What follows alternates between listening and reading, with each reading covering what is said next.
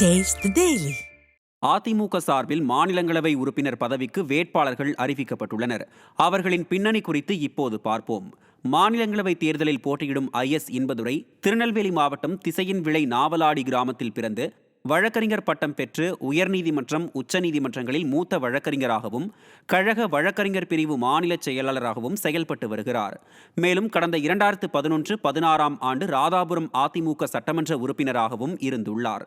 மற்றொரு வேட்பாளரான மா தனபால் செங்கல்பட்டு மாவட்டம் செய்யூரில் பிறந்தவர்.